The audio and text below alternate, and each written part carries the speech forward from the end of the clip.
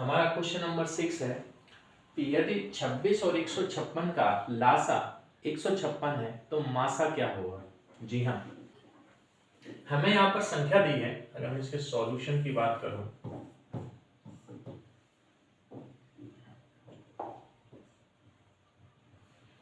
तो पहली संख्या है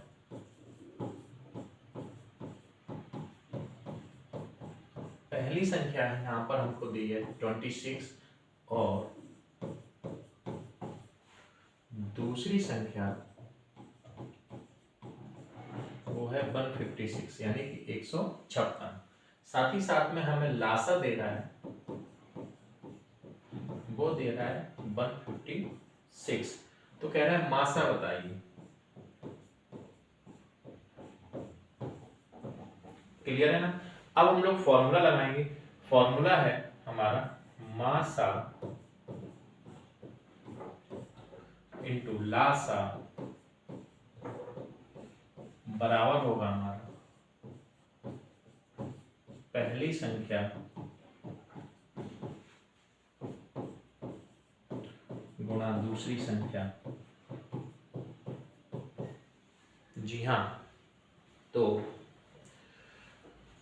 यहां से हम मासा निकालेंगे तो मासा बराबर हो जाएगा पहली संख्या दूसरी संख्या बटे लासा। अब हम इसमें वैल्यू रख देंगे तो हमारा देखेंगे पहली संख्या है हमारा 26, दूसरी संख्या है हमारा 156 और लासा है हमारा 156। तो स्टूडेंट्स आप यहाँ पर देखेंगे कि 156 से 156 कैंसिल हो गया, तो यहाँ से हमारा जो मासा निकल के आया वो निकल के आया 26 और ये हमारा क्या है इस क्वेश्चन का आंसर।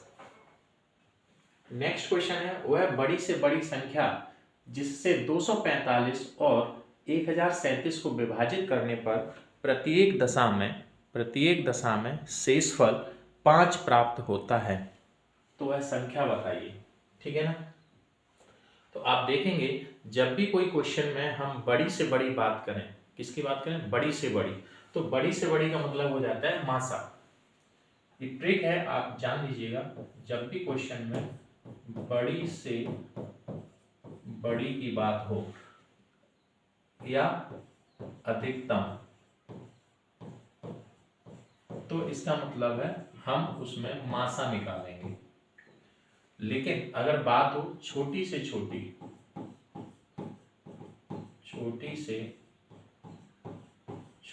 या न्यूनतम, अगर क्वेश्चन में दिया जाए कि न्यूनतम बताइए, तो आप इसका मतलब है कि आप क्या निकालेंगे, आप लासा निकालेंगे। और ये टेक्निक हमें पता होनी चाहिए। तो आप देखेंगे वह बड़ी से बड़ी संख्या, क्या पूछा है, बड़ी से बड़ी संख्या। तो हमें क्लियर हो गया कि हमें इस क्वेश्चन में मासा निकालना है। तो हमारे पास संख्या क्या है, 245 और 1037 को विभाजित करने पर प्रत्येक दशा में 5 शेषफल प्राप्त हो। तो सबसे पहले जो शेषफल प्राप्त हो रहा है वो हम क्या करेंगे, इसमें से माइनस करेंगे दोनों संख्याओं में से। तो आप देखेंगे चूंकि 5 शेषफल प्राप्त हो तो संख्याएं क्या हो जाएंगी, 245 यानी 245 में से 5 घटा दिया जाएगा तो हो जाएगा 240। और दूसरा है 1037 माइनस 5 बराबर 1032। यहाँ पर ये दो संख्याएं हमारी निकल के आ जाएंगी। ठीक है। अब हम क्या करने वाले हैं, अब हम इन दोनों का मासा निकालने वाले हैं। तो जो मासा निकलेगा 240 का, तो अलग अलग फैक्टर होंगे। मासा में अलग अलग फैक्टर होते हैं, लासा में एक साथ फैक्टर होते हैं। तो चलिए इसको डिवाइड करेंगे तो ये 2 से कटेगा 2, 120, ये 2 से डिवाइड होगा तो ये 60, ये 2 से डिवाइड होगा तो ये 30, ये 2 से डिवाइड होगा तो ये 50, ये 5 से डिवाइड होगा तो 3, और ये 3 से होगा तो 3 बन जा 3।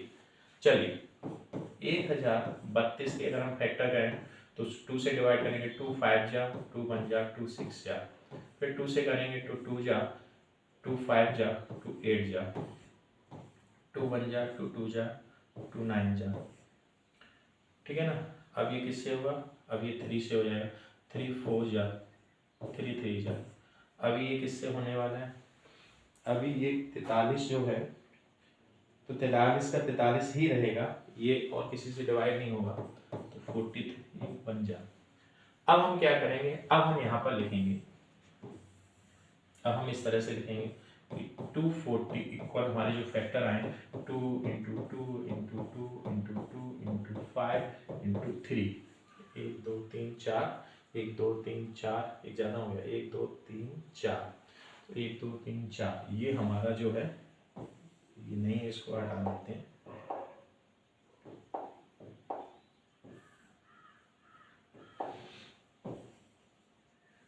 तो 1 2 3 4, 1 2 3 4 5 इंटू 3, ओके।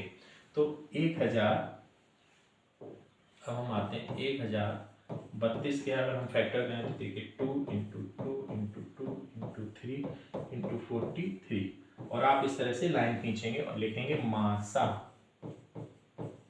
तो आप देखेंगे जो चीज कॉमन है वो हमारी आ जाएगी 2, यहाँ पर भी 2 कॉमन है तो आ जाएगा 2, एक 2 यहाँ कॉमन है तो आ जाएगा 2। अब आप देखेंगे एक 3 कॉमन है तो आ गया 3। अब कोई चीज इसमें कॉमन नहीं है, तो अब इनका आप मल्टीप्लाई कर दीजिए तो हो जाएगा 2 दूनी 4 दूनी 8, 8 तियां 24, तो मासा निकल के आया 24। तो आप लिख देंगे अतः वह बड़ी से बड़ी संख्या 24 है। अतः वह बड़ी से बड़ी क्या है संख्या, यहाँ लिखेंगे अतः बड़ी से बड़ी संख्या बराबर 24, ठीक है ना। नेक्स्ट क्वेश्चन हमारा कह रहा है कि दी गई संख्याओं 0 1 2 और 8 में अभाज्य संख्या ज्ञात करिए। अच्छा, तो आप देखेंगे हमारे पास जो संख्या दी है वो 0 दी है, 1 दी है, 2 दी है और 8 दी है। अगर मैं बात करूं अभाज्य संख्याओं की, किसकी, अभाज्य संख्या किसे कहते हैं, तो आपको पता है कि वे संख्याएं जो स्वयं तथा एक के अतिरिक्त किसी से ना कटें, स्वयं, एक तो स्वयं से कटें और एक, इन दो के अलावा किसी से ना कटें, तो वो संख्या क्या होती है अभाज्य। और उनके एग्जाम्पल में अगर मैं बात करूं तो मैंने लिखाया था 2, 2 के बाद 3, 5, 7 और इस तरह से डॉट डॉट। और आपको पता है कि सबसे छोटी जो अभाज्य संख्या है वो कौन सी होती है, 2 होती है। सबसे छोटी अभाज्य संख्या जो होती है वो होती है हमारी 2।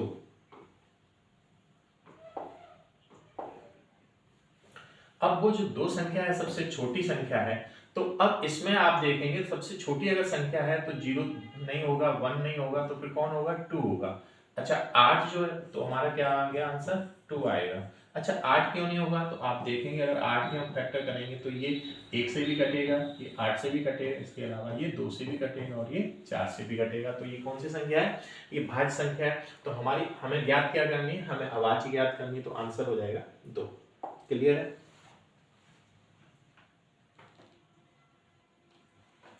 नेक्स्ट क्वेश्चन, यदि लासा 12 और 21 का 84 दिया है तो मासा 12 और 21 का क्या होगा। सेम क्वेश्चन रिपीट हो रहा है, आप अब इसकी प्रैक्टिस हो गई होगी और आप इसको कर लेंगे।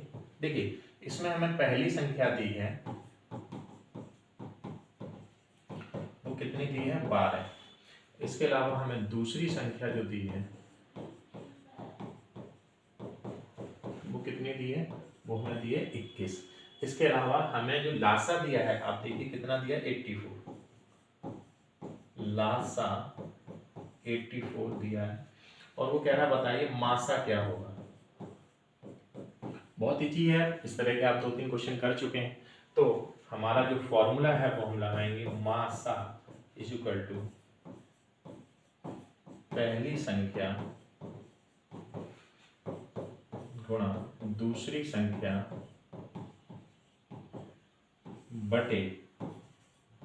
बटे लासा। बराबर के नीचे बराबर का निशान लगाएंगे और लिखेंगे पहली संख्या हमारी है 12, दूसरी संख्या है हमारी 21 अपॉन लासा है हमारा 84। तो आप इसको 2 से डिवाइड करिए तो 2 6 जा 2 4 जा 2 2 जा, फिर ये 2 से हो जाएगा 3 बार, तो ये हो गया 21, ये 3 1 जा, तो ये हो गया 3 7 जा, 7 1 जा 7 3 जा। तो हमारा इस तरह से जो मासा निकल के आया, वो मासा निकल के आया, वो आंसर निकल के आया 3, और ये हमारा क्या निकल के आ गया 3 आंसर। क्लियर है? कैलकुलेशन भी बहुत अच्छे से समझ में आ रही है। ठीक, नेक्स्ट क्वेश्चन पे बात करते हैं। कह रहा निम्न में से कौन सा सह अभाज्य संख्याओं का एक युग्म है? सह अभाज्य संख्याएं, देखिए सह अभाज्य मतलब वे संख्याएं जिनका एचसीएफ निकालूं यानी कि मासा निकालूं, तो वो मासा कितना निकलना चाहिए? 1 निकलना चाहिए। बेजोड़े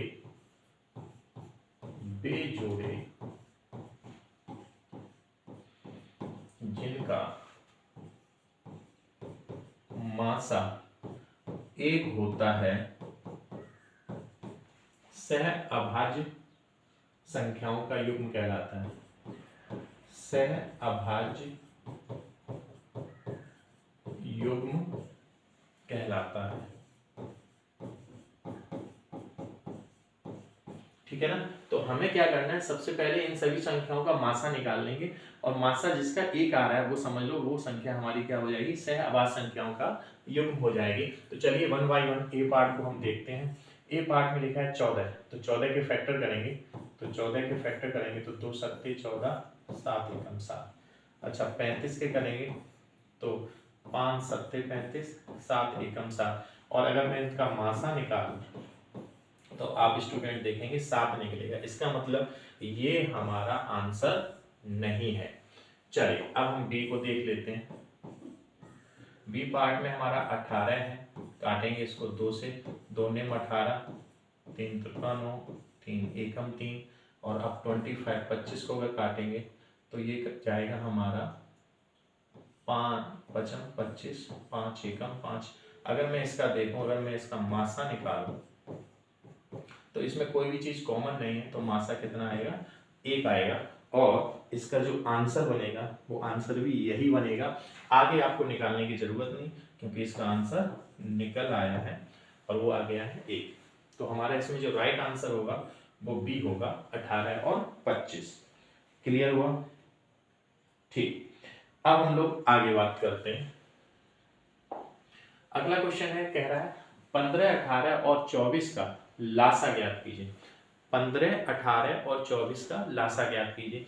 तो लासा में हम क्या करेंगे? एक साथ गुणनखंड काटेंगे। ठीक है ना? चलिए देखते हैं कैसे। हमसे कह रहा है वो 15 18 और 24 का लासा निकालिए। तो चलिए एक साथ खंड काटेंगे। तो सबसे पहले ये 2 से डिवाइड करेंगे, 15 कटेगा, ये 9 हो जाएगा, और ये हो जाएगा 12। अच्छा अभी फिर से ये 2 से कट जाएगा, तो 15 नहीं कटेगा, अब 9 भी नहीं कटेगा, ये 6 आ गया। अच्छा, फिर से 2 से काटेंगे तो ये 3 आ गया। अभी ये 2 से नहीं कटेंगे, अब हम किससे काटेंगे? अब 3 से काटेंगे। तो 3 पंजे 15, 3 तुका 9, 3 एकम 3। अब ये किससे कटेगा? अब ये 3 से कटेगा, तो 5 को वैसा ही रख दिया, 3 एकम। अब ये फिर से 5 से कट जाएगा। तो इस तरह से हम लोग लासा का फैक्टर करते हैं, खंड काटते हैं। अब इनका मल्टीप्लाई कर देंगे। तो अब जो मल्टीप्लाई आया वो आया 2 into 2 into 2 into 3 into 3 into 5।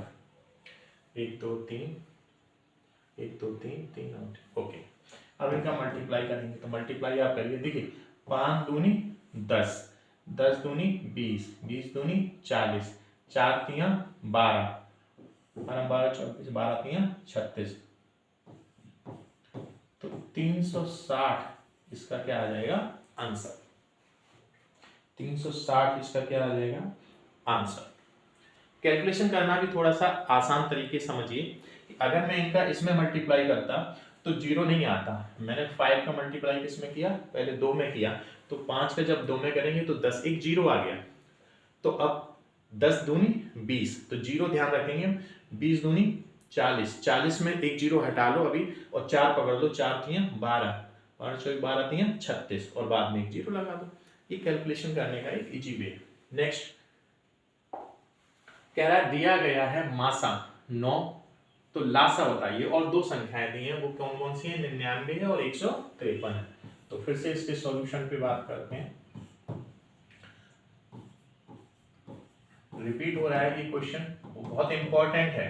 देखिए जो चीज रिपीट होती है, बार बार आ रही है, इसका मतलब वो पेपर में भी बार बार आने के चांस है, तो इसको अच्छे से प्रैक्टिस करिए। तो पहली संख्या हमारी कितनी है 99, दूसरी संख्या यहाँ पे हमको दी है 153 दी है, साथ ही साथ उसने मासा देखिए कितना दिया है 9, तो मासा दिया है हमें 9, और वो कह रहा है मुझे बताओ लासा क्या होगा। लासा हमें निकलवाया है, तो फॉर्मूला हम लगा देंगे। फॉर्मूला क्या लगा देंगे, लासा बराबर पहली संख्या गुणा दूसरी संख्या बटे मासा। ओके, वैल्यू रख दीजिए। पहली संख्या 99, दूसरी संख्या 153, अच्छा मासा कितना है 9, तो 9 से काट देंगे सीधा 11 टाइम्स, और 11 का इसमें मल्टीप्लाई कर देंगे, तो 11 तियां 33 का 3 हासिल 3 लगा, 11 पंजे 55, 58 हासिल लगा 5, 11 कम 11 और 5 16, ये हमारा क्या निकल के आ गया, लासा निकल के आ गया 1683। क्लियर है। नेक्स्ट कह रहा है संख्याएं 6 और 20 के अभाज्य गुणनखंड 6 और 20 के अभाज्य गुणनखंड विधि से एचसीएफ और एलसीएम निकाली। बहुत आसान है, हमसे इसने क्या पूछा है, हमें ये दो संख्याएं दी हैं, कौन कौन सी दी हैं 6 और 20, कह रहा इनको क्या करो आप पहले मासा निकालो और साथ में फिर लासा निकालो। तो देखते हैं कैसे निकालेंगे। सबसे पहले तो हम इसके मासा निकालने के लिए हमें क्या करने पड़ेंगे, अलग गुणनखंड करने पड़ेंगे। तो चलिए इसके सॉल्यूशन पे बात करते हैं। 6 और ये रहे 20, तो ये 2 से कटेगा, 2 3 जा और ये 3 बन जा, ये 2 से जाएगा 10 और ये 2 से जाएगा 5 और ये जाएगा 5 बन जा। तो अगर मैं यहाँ लिखूं 6,20 का मासा,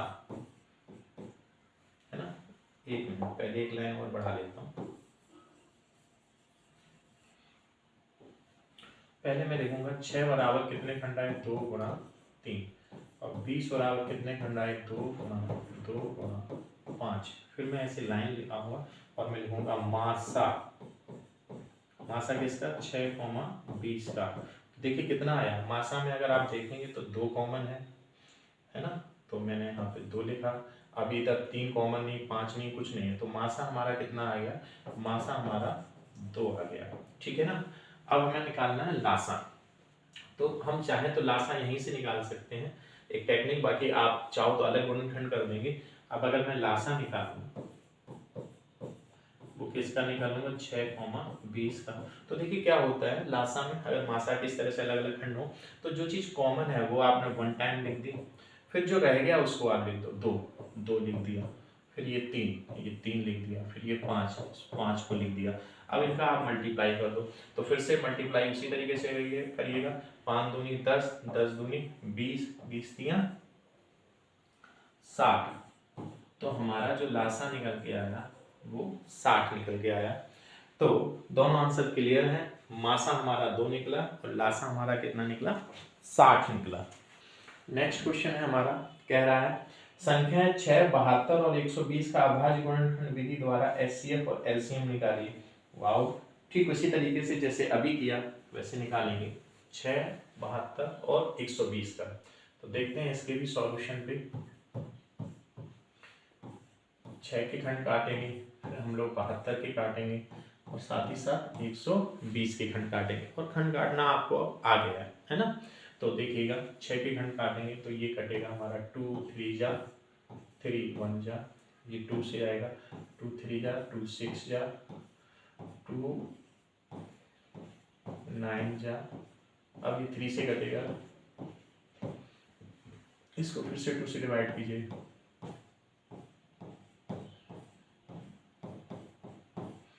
3 5 जा 5 बन जा। अब फिर से हम देखेंगे यहाँ के हमारे जो 6 के फैक्टर आए, जो हमारे 6 के फैक्टर आए हैं, मैं यहाँ पे लिखूंगा 6 बराबर आया 2 गुणा 3, ओके 72 72 बराबर आया हमारा 2 इंटू 2 इंटू 2 इंटू 3 इंटू 3 120 हमारा फैक्टर निकल गया है 2 2 2 3 इंटू 5। आप पहले इस तरह से लाइन करिए और आप लिखेंगे मासा।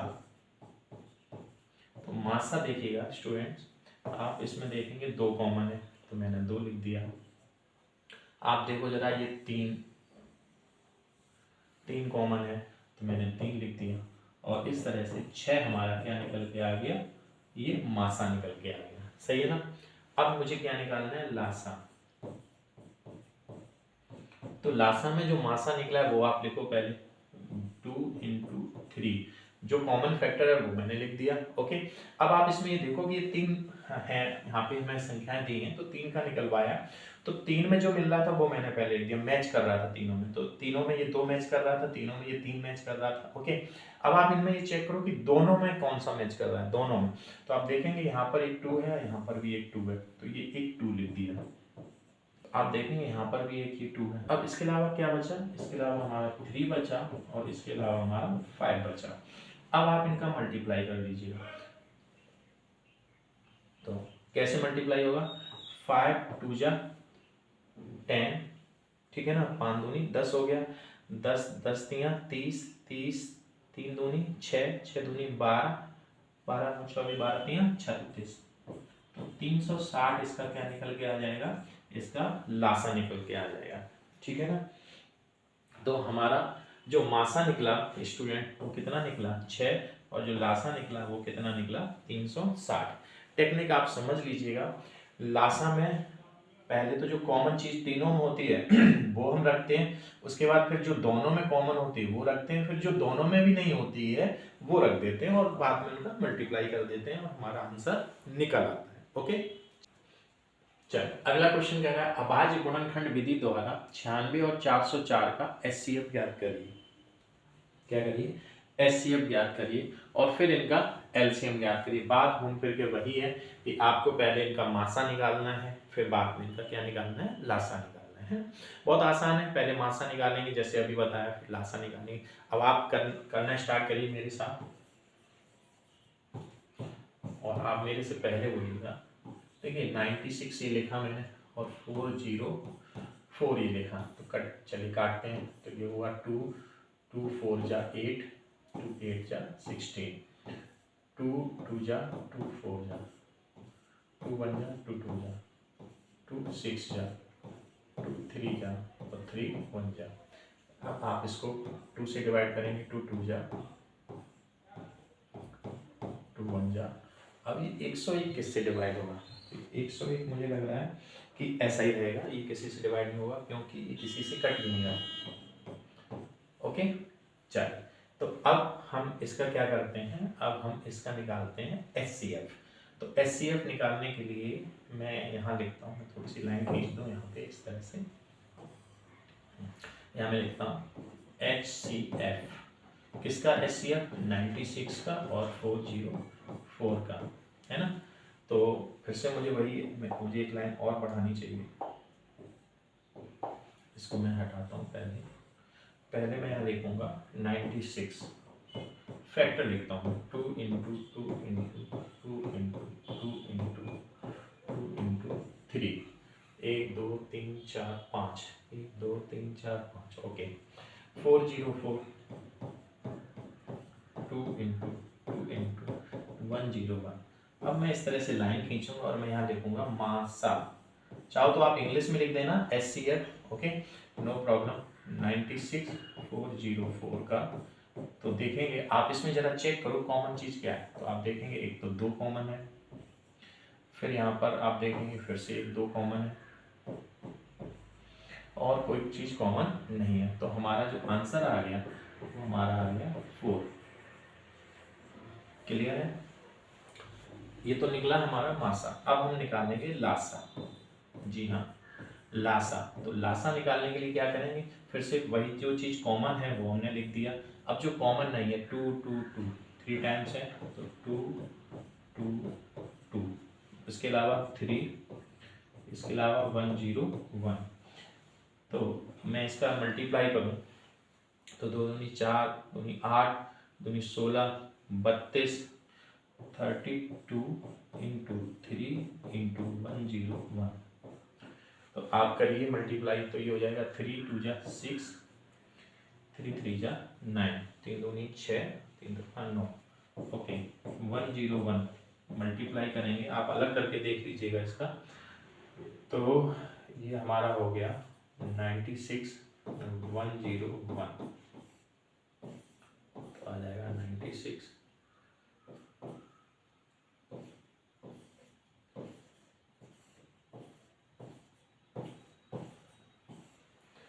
तो इसका जो आंसर आ रहा है वो आ रहा है 9696, और ये इसका क्या है स्टूडेंट, आंसर है।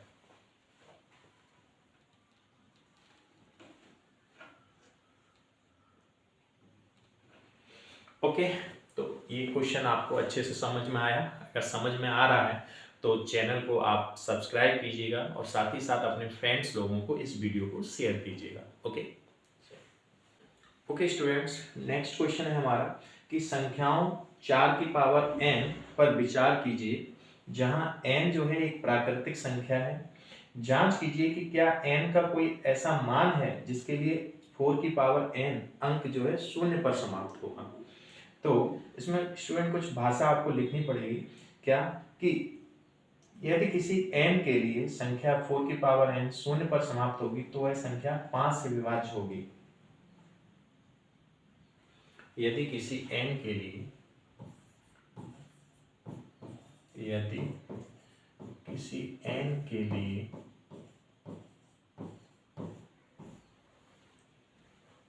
संख्या 4 की पावर n शून्य पर समाप्त होगी, संख्या 4 की पावर n शून्य पर समाप्त होगी यदि वह 5 से विभाज्य होगी, या तो वह 5 से विभाज्य होगी। ठीक है ना। अगर वो 5 से विभाज्य नहीं हो रही है तो इसका मतलब वो शून्य पर समाप्त नहीं होगी। आप जरा देखें 4 की पावर n को अगर आप देखेंगे तो हम इसको लिख सकते हैं, अगर 4 के फैक्टर करें, अभाज्य गुणनखंड करें तो 2 इंटू 2 हो जाएगा और 4 पावर n आ जाएगा। आप इसमें देखेंगे इनके जो फैक्टर निकले हैं वो 2 इंटू 2 निकले, इसमें कोई भी 5 नहीं निकला है और 5 नहीं निकला है, इसलिए वह संख्या शून्य पर समाप्त नहीं होगी। और ये भाषा बस आपको लिखनी है, यहाँ पर क्या लिखनी है, चूंकि 4 की पावर n के अभाज्य गुणनखंड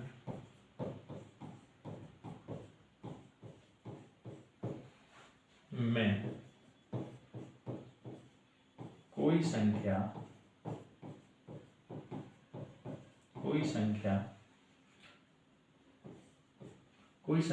5 से विभाज्य नहीं है,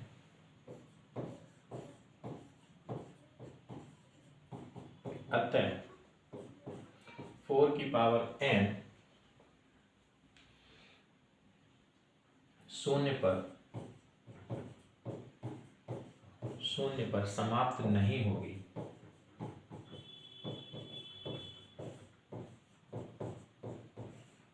ठीक है ना। क्या, फिर से एक बार समझ लीजिए, वो ये कह रहा है कि अगर यदि किसी n के लिए संख्या 4 की पावर n शून्य पर समाप्त होगी तो वह 5 से विभाज्य होनी चाहिए। किससे विभाज्य होनी चाहिए, 5 से विभाज्य होनी चाहिए। अगर वो 5 से विभाज्य नहीं हो रही है तो वो शून्य पर समाप्त नहीं होगी। तो आप जरा देखें 4 की पावर n के जब मैंने फैक्टर किए तो यहाँ पे वो 5 से विभाज्य नहीं हो रही है, और अगर 5 से विभाज्य नहीं हो रही है तो इस वजह से ये 4 की पावर n जो है शून्य पर समाप्त नहीं होगी। क्लियर है। नेक्स्ट कह रहा है 65 और 117 के HCF को 65m-117 के रूप में दर्शाया गया है। m का मान ज्ञात कीजिए, साथ ही अभाज्य गुणनखंड विधि के प्रयोग से 65 और 117 का LCM निकालिए। ठीक है ना। चलिए देखते हैं इसको। सबसे पहले हमें क्या करना है, सबसे पहले हम इसका निकालेंगे HCF। ठीक है ना। क्यों, जरा देखो। वो ये कह रहा है 65 और 117 दो अंक है हमारे पास के HCF को इस रूप में दर्शाया गया, यानी कि ये जो लिखा है 65m माइनस 117, ये इन दोनों संख्याओं का क्या है, इन दोनों संख्याओं का HCF है। ठीक है ना। तो चलिए शुरुआत यहीं से होगी, आगे क्या लिखा है उसको मैं बाद में देखूंगा। 65 का और 117 का हम पहले फैक्टर करते हैं, और फैक्टर करने के बाद इनके हम गुणनखंड करके हम HCF निकालेंगे। ठीक है ना। तो चलिए काटते हैं, ये 5 से कटेगा, 5 बन जा, 5 3 जा, फिर ये 13 से जाएगा, 13 बन जा। इसी तरीके से ये हमारा जो है 13 से ही सीधा जाएगा, 13 नंबर 117, 3 3 जा, 3 बन जा। ठीक है ना। तो ये इसके क्या निकल के आए, फैक्टर निकल के आए। अब मैं यहाँ पे क्या निकालूं, इसका HCF, क्या निकालूं, HCF किसका निकालूं, 65 का और 117 का। तो यहाँ आप देखो कॉमन क्या है, यहाँ पे कॉमन केवल 13 है। ठीक है ना। और HCF हमें दिया कितना है, 65m माइनस 117। तो HCF जो ये दिया गया है, इसके नीचे मैं क्या लिखूंगा, इसके नीचे मैं लिखूंगा 65m माइनस 117 बराबर, ये किसके हो जाएगा, 13 के हो जाएगा। क्यों, क्योंकि हमने HCF निकाला है वो 13 निकला है, और वो कह रहा है HCF जो निकला है वो किसके बराबर है, 65m माइनस 117 के। तो मैंने दोनों को क्या कर दिया, बराबर कर दिया। अब आप देखेंगे कि 117 जब उधर जाएगा तो 65m इज इक्वल टू हो जाएगा 13, आप इसमें ऐड कर दो तो 7 3 10, यहाँ से 1 2 और 1 3 और 1 यानी 130। अब यहाँ से हमने m निकाला तो क्या निकला, 130 बटे 65। तो देखो 65 से आपने सीधा पता 65 का दूना हमारा 130 हो जाएगा, तो यहाँ से m हमारा निकल के आया 2। एक आंसर निकाल दिया, वो कह रहा है कि m का मान ज्ञात करिए, तो हमने m का मान निकाल दिया 2। अब वो क्या कह रहा है, कह रहा है कि साथ ही साथ अभाज्य गुणनखंड विधि के प्रयोग से 65 और 117 का एलसीएम और निकालो। तो आप देखो हमने इनके अभाज्य गुणनखंड किए, तो अब मुझे निकालना है, मैं यहाँ एक लाइन खींच देता हूँ। ओके, एलसीएम निकालना है। तो एलसीएम के लिए सबसे पहले फिर से मुझे सिर्फ करना पड़ेगा। सबसे पहले तो मैं यहाँ लिखूंगा 65 इक्वल का निशान लगाऊंगा 5 इंटू 30। अब 117 का आप देखेंगे तो आप देखेंगे 3 इंटू 13 लाइन खींचेंगे। अब मैं यहाँ लिखूंगा लासा या एलसीएम किसका, 65 और 117 का, बराबर का निशान लगाऊंगा। अब बराबर का निशान लगाने के बाद अब आप स्टूडेंट देखिए कि इसमें कॉमन कौन सा है, जो चीज कॉमन है तो आप देखेंगे कि इसमें हमारा 13 कॉमन है। ठीक है ना। तो हमने 13 को लिख दिया। अब हमारा जो बच गया उसको लिखो आप, क्या क्या बच गया, एक 3 बच गया, एक ये 3 बच गया और एक ये 5 बच गया। अब आप मल्टीप्लाई कर दीजिएगा, आंसर आ जाएगा। तो मल्टीप्लाई करने से हमारा इसका जो आंसर आएगा वो आएगा 585। करके देख लीजिए, 5 तियां 15, 15 तियां 45, 45 में हमने 13 का गुणा किया, 13 पंजे 65 की 5 हासिल लगी 6, 13 चौको 52, 52 और 6 58। तो आंसर आया 585। कितना आया, 585। मुझे बताइए क्या ये अच्छे से समझ में आया। ओके, अगर अच्छे से समझ में आया तो हम लोग बात करेंगे नेक्स्ट। ये देखने में बड़ा अजीब होते हैं बट बहुत ही इजी होते हैं। कैसे, जरा देखिए। देखिए यहाँ पर लिखा है 7, यहाँ लिखा है z और ये लिखा है 371। आप इसका और इसका मल्टीप्लाई करेंगे तो बराबर में ये चीज आ जाएगी। ठीक है ना। ऐसे ही इन दोनों का मल्टीप्लाई करेंगे तो बराबर में ये चीज आ जाएगी, इन दोनों का मल्टीप्लाई करेंगे तो बराबर में ये आ जाएगा, इन दोनों को मल्टीप्लाई करेंगे तो बराबर में ये आ जाएगा। अब आप देख लो क्या पूछा गया, हमसे z पूछा गया, तो हम इन दोनों का मल्टीप्लाई बराबर इसके रख देंगे तो ये हो जाएगा z इंटू 7 इक्वल 371। तो यहाँ से z इक्वल ये जो 7 है उधर जाके क्या करेगा, ये डिवाइड करेगा तो हो जाएगा 371 अपॉन 7। काट दीजिएगा, 7 का 35, 2 बचा हो गया 21, 7 तियां 21। तो जेड का जो वैल्यू आया वो हमारा आया 53। एक आंसर हमारा यहाँ से निकल आया। अब हमें क्या निकालना है, बाई। तो आप देखेंगे बाई निकालने में 1855, ओके, इन दोनों का मल्टीप्लाई करेंगे तो बाई निकल आएगा। तो आप देखो बाई इक्वल 3 इंटू 1855 मल्टीप्लाई करेंगे तो ये जाएगा 5 दिया 15 हासिल 1, 5 दिया 15 16 हासिल 1, 8 दिया 24 और 1 25, 2 हासिल लगा, 3 एकम 3 और 2 5, तो 5565 ये हमारा बाई का वैल्यू निकल के आया 5565। अब हमें क्या निकालना है, एक्स का। तो देखिए जो बाई का वैल्यू है वो कितना है 5565 और उसमें 2 का मल्टीप्लाई कर दो आपका एक्स का निकल आएगा। क्यों? क्योंकि x इज इक्वल टू है हमारा 2 इंटू बाई। अच्छा 2 इंटू बाई का जो वैल्यू है वो कितना है 5565, ये आप यहाँ पे लिख देंगे तो यहाँ से निकल के आएगा। आप मल्टीप्लाई करो 5 2 जा 10 हासिल 1 लगा, 6 दूनी 12 1 13 हासिल 1, 5 दूनी 10 और 11 हासिल 1, 5 दूनी 10 और 1 11, तो ये हमारा x का वैल्यू निकल आया। ठीक है ना, 11130। क्लियर है? तो बताइए मैथ समझ में आ रहा है कि नहीं आ रहा है अच्छे से? ओके चलिए आगे बात करते हैं। कह रहा है अभाज्य गुणनखंड विधि द्वारा 2520 तथा 10530 का एलसीएम ज्ञात करो। बार बार वही चीजें रिपीट हो रही हैं और कोई प्रॉब्लम नहीं, हम बहुत आसानी से इनको निकालेंगे। ठीक है चलिए, तो सबसे पहले करना क्या होगा, करना हमें वही होगा 2520 के फैक्टर, है ना। फिर हम किसके निकालेंगे 10530 के फैक्टर करेंगे। तो चलिए करिए। तो ये 2 से कटा, 2 एकम 2,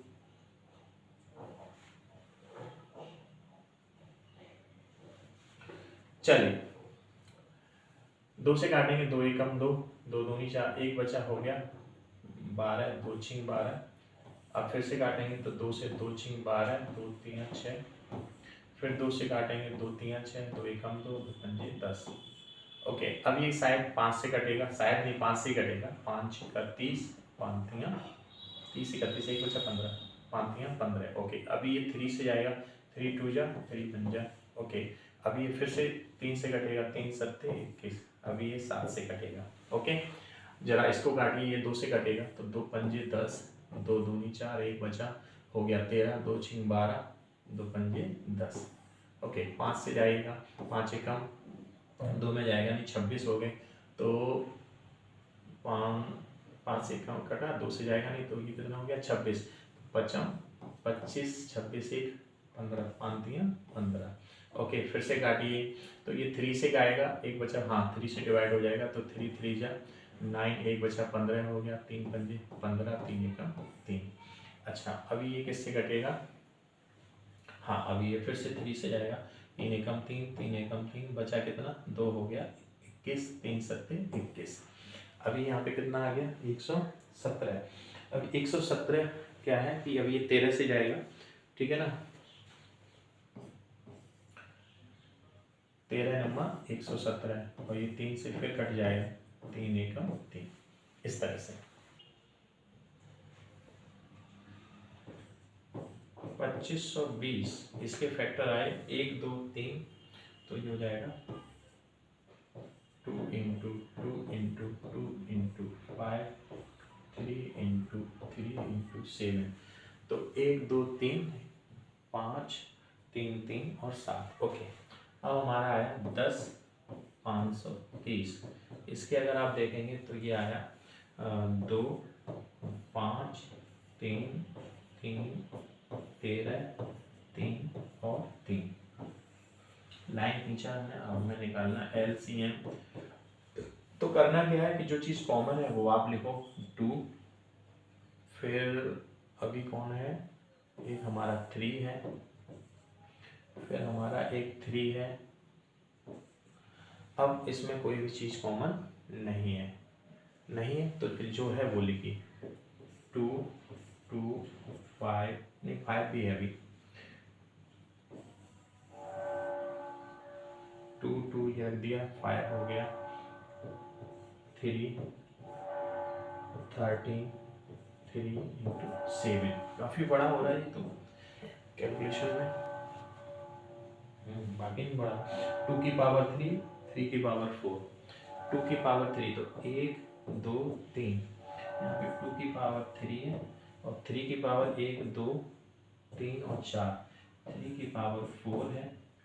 और अगर मैं आगे बात करूँ 5 इंटू 7 इंटू 13, 5 इंटू 7 इंटू 13 बिल्कुल क्लियर है, 5 इंटू 7 इंटू 13। और अगर हम इनका मल्टीप्लाई करेंगे तो ये निकल जाएगा 29 48 40। आप करके देख लेना, 29 48 और 40, ये इसका आंसर एलसीएम निकल के आएगा। ठीक है ना। तो आप, उम्मीद है आपको ये चीज समझ में आई होगी। नेक्स्ट पे बात करते हैं। एक प्रातःकालीन सैर के समय 3 व्यक्ति एक साथ किसी स्थान से चलना प्रारंभ करते हैं तथा उनके कदमों के माप क्रमशः 40, 42 और 45 हैं। इनमें से प्रत्येक कितनी न्यूनतम दूरी चले कि वह इस दूरी को पूर्ण कदमों में तय करे। तो देखिए स्टूडेंट, सबसे खास बात यहाँ पर क्या है वो ये कि जब भी बात न्यूनतम की आए, क्या लिख के आया न्यूनतम, तो मैंने अभी लास्ट क्वेश्चन में बताया था कि न्यूनतम का मतलब छोटी से छोटी और छोटी से छोटी का मतलब हुआ एलसीएम यानी लासा। तो हमें इनका क्या निकालना होगा, लासा निकालना होगा। तो हम इनके फैक्टर करेंगे, 40 के करिएगा तो 2 से,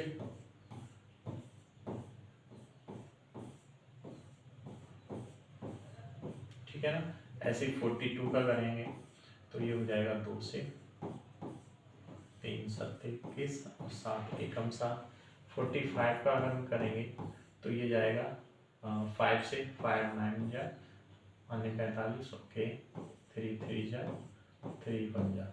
अब हम इनका क्या करें, अब आप हम 40 के फैक्टर यहाँ पे लिखेंगे 2 इंटू 2 इंटू 2 इंटू 5, है ना। ऐसे 42 का आप लिखेंगे तो हो जाएगा 2 इंटू 3 इंटू 7, ओके। 45 का हम करेंगे तो हो जाएगा 5 इंटू 3 इंटू 3। लाइन खींचेंगे और हमें क्या लिखना है, एलसीएम। तो आप देखिएगा, सबसे पहले कॉमन चीज उठाइएगा। अब 2 इसमें है, 2 इसमें, लेकिन 2 इसमें नहीं है, कोई नहीं। 3 ऊपर नहीं है, 5 बीच वाले में नहीं, तो कोई नहीं। हम देखेंगे कि जो 3 में कॉमन कोई चीज नहीं मिल रही तो क्या 2 में मिल रही, आप देखेंगे हाँ मिल रही है। 2 में हमारा ये एक 2 मिल रहा है, ओके, एक 3 मिल रहा है, ओके। अब एक 5 ये है और एक 5 ये है, तो एक ये 5 मिला, ये वाला 5 हमारा ये और एक ये, ओके। अब हमारा अब कुछ नहीं मिल रहा है, तो अब कुछ नहीं मिल रहा है तो बाकी को रख दीजिएगा वैसा ही, 2 इंटू 2 इंटू 3 इंटू 7। चलिए करिए मल्टीप्लाई। तरीका वही, 5 दूनी 10, 10 दूनी 20, 20 तियां 60 और 6 सत्ते 42, तो ये हो गया हमारा 420 गुणा।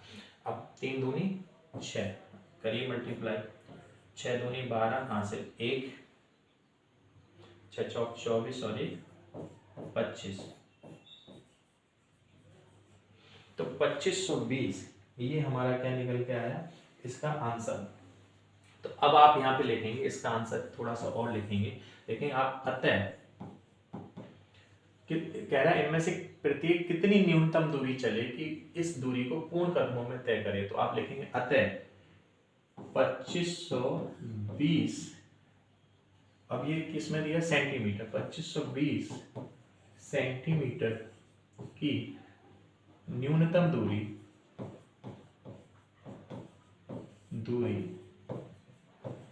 चलिए, बस यहां पर आके आपका आंसर, क्योंकि उसने हमसे एलसीएम नहीं पूछा, उसने ही पूछा न्यूनतम दूरी बताओ, तो हमें आंसर भी न्यूनतम दूरी में ही रखना है, तभी नंबर आपको पूरा मिलेगा, ठीक है ना। चल आगे,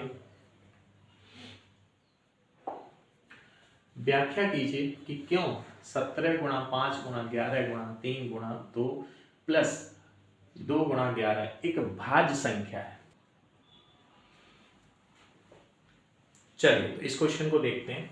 सबसे पहले हम क्या करने वाले हैं, जो लिखा हुआ है उसको लिखेंगे, 17 गुणा 5 गुणा 11 गुणा 3 गुणा 2 प्लस 2 गुणा 11। चलिए तो इसमें हम एक कॉमन ले लेते हैं, किसको? 11 को। 11 हमने कॉमन ले लिया तो अंदर क्या रह जाएगा? अंदर रह जाएगा 17 गुणा 5 गुणा 3 2 प्लस 2। तो आप अब इसको मल्टीप्लाई कीजिए, 5 दूनी 10, 10 तिया 30, 30 यानी कि 3, 17 चौथे 17 तिया 51, 510 प्लस 2। तो यहाँ से निकला 11 गुणा 512 और 11 गुणा 512 इसका मैं मल्टीप्लाई करूँ तो आएगा 5632, 5632। अब आप जरा इस संख्या को देखेंगे, वो कह रहा है कि व्याख्या कीजिए कि क्यों ये एक भाज्य संख्या है। भाज्य संख्याएं वही होती हैं जो स्वयं से व एक के अतिरिक्त किसी से नहीं, अभाज्य संख्याएं वो होती हैं जो स्वयं से और एक के अतिरिक्त किसी से ना घटे, लेकिन भाज्य संख्या वो होती है जो स्वयं और एक के अतिरिक्त किसी और संख्या से भी घटे। तो आप देखेंगे यहाँ पर कि यहाँ पर 5632 यानी 5632 संख्या जो है वो किससे कट रही है? एक तो 5632 से कट रही है, प्लस ये 2 से भी कट रही है, प्लस ये 11 से भी कट रही है। अतः अतः अतः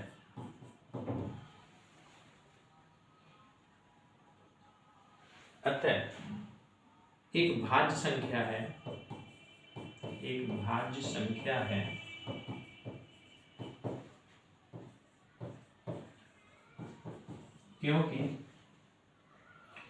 क्योंकि इसके एक से अधिक गुणनखंड हैं, क्योंकि इसके 2 से अधिक गुणनखंड हैं, क्योंकि इसके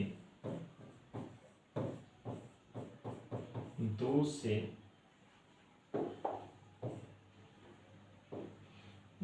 से अधिक गुणनखंड हैं। ठीक है ना?